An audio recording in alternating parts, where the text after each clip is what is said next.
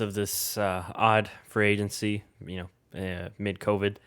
And, as we mentioned before, a lot of not just wide receivers, but it seems like the market in general, especially wide receivers, corners, many skill positions, been down. One of those receivers I really was hoping to bank in on this offseason was Juju Smith-Schuster of the Pittsburgh Steelers. A lot had happened, but he ended up going back to Pittsburgh, signed a 1-year deal. I forget the specifics, but basically a prove-it deal for Juju. Good value for Pittsburgh. Both sides really taking a gamble, because if Juju balls out, then obviously Pittsburgh's not going to be able to keep him. But like I mentioned, just interesting dynamic. I think, because as I mentioned, it seemed like Juju and some of these other receivers felt like there'd be a better market for them. Obviously, that did not happen. There's, Juju is already like a week, I think a few days or a week before he had signed. Already, there's a post. I forgot who reported. He had already, said goodbye to his teammates and said that he was moving on. And then don't forget there's that, I think it's happened after, it was surfaced after he signed the contract. But there's that poll he took on Instagram where it was like, is Juju going back to Pittsburgh? And he himself voted no, or I think the exact phrase was, "Oh hell nah." So interesting turn of events. But yeah, what are your thoughts in regards to the signing, and just Juju in general? First off, I was surprised. I think it was like 1 year, $8 million or something like that. So surprised that he took such a small deal, because it felt like, although this is a COVID year, based on some of the other deals that we've seen some guys sign, there were still teams that are willing to shell out the money. Um, Also, I don't know. It just feels like Pittsburgh, in my opinion.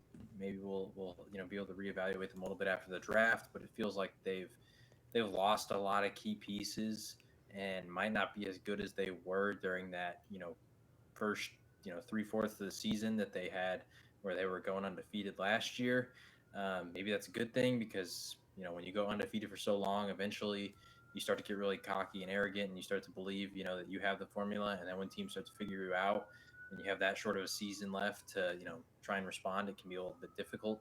But it feels like this was probably number one, him being loyal to Pittsburgh, and wanting to potentially have one last run maybe with Big Ben. I don't know if he and Big Ben had conversations. I don't know how much longer Big Ben intends to play, but we know he's coming back for this next year. So maybe that was part of the decision. Also, maybe the market just wasn't what he fully expected. And maybe he feels that with next year, the salary cap, as expected, should be going up. Obviously, unless something crazy happens, it should rise like it had in the previous seasons. So maybe he can get more money next offseason. I don't know the full thought process. Um, but overall, yeah, I was a little surprised. I didn't expect him to return to Pittsburgh. It felt like they were going to lose a lot of key pieces, including him. I think for them, this is a really big key signing, because it keeps their solid wide receiver core together.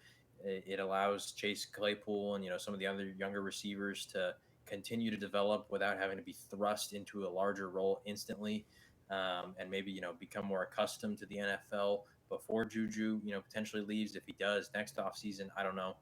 Um, but yeah, also I think this maybe potentially puts a little more pressure on Pittsburgh, because if they want to keep him long term, I think they're probably going to have to figure out this QB situation past Big Ben. I think it was smart by him to not commit long term if he doesn't know the quarterback situation there, um, because there were some pretty solid teams that were wanting him. Obviously, the Jets are probably one of those teams. They're not considered solid yet, but they have the number 2 pick. They can go out and get a guy like Zach Wilson. They can trade for Deshaun Watson. They can, there's a lot of options that they have. There's reported that the Chiefs wanted him. I don't know with what money they would have been able to pay him, It was but like they a, wanted him. I think it was a similar deal, but less money. I forget. It's like a 1 year. Yeah, I think that for like 8 or 7 Pittsburgh offered. I think it ended up being 9. I probably should look that up, but it was less than yeah. the Pittsburgh Anyway, deal. so there were teams with legit quarterbacks that wanted him, but I don't blame him for staying loyal to Pittsburgh for at least a season with Big Ben, and then reevaluate in the next season, because at least with the current NFL market, that's not a bad idea. We even talked about how it seems like most guys would be taking 1 year deals to potentially be able to hit bigger in the next free agency. Yeah, and it's such a big gamble for Juju. I think it's more of a gamble on his end, because Pittsburgh could easily. I mean, like we've mentioned, they could easily say, Juju, you're great, but A's on a 1 year deal, and maybe we want to focus more on these young guys, Deontay Johnson, Chase Claypool, and maybe they become the focal point of the offense. And unfortunately for Juju, he doesn't get the same production as he did, last few years where he was, coming in, he was the man.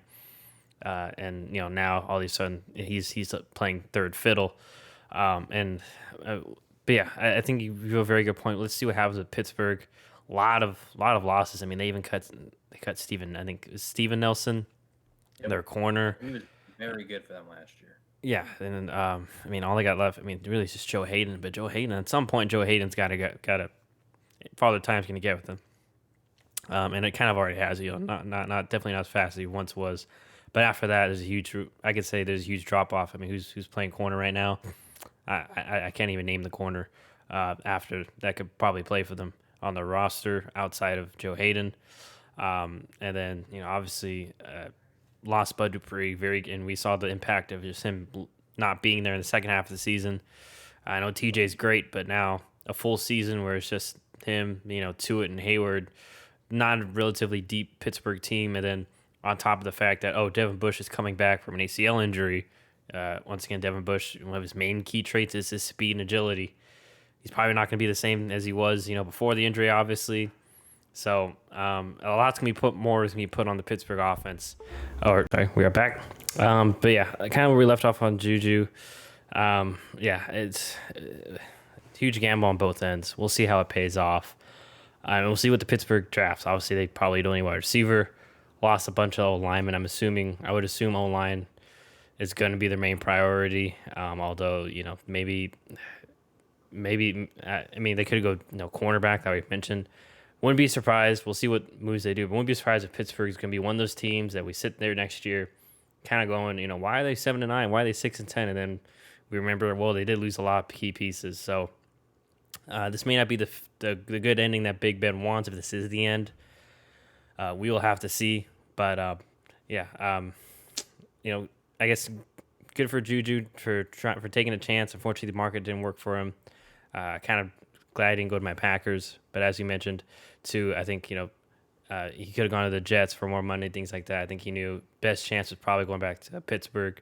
Yeah, he could have gone to Kansas City, but once again, third or fourth fiddle in that offense. Not a good way to bet on yourself. Yeah, you'll get a ring, but you probably won't get that contract that you want.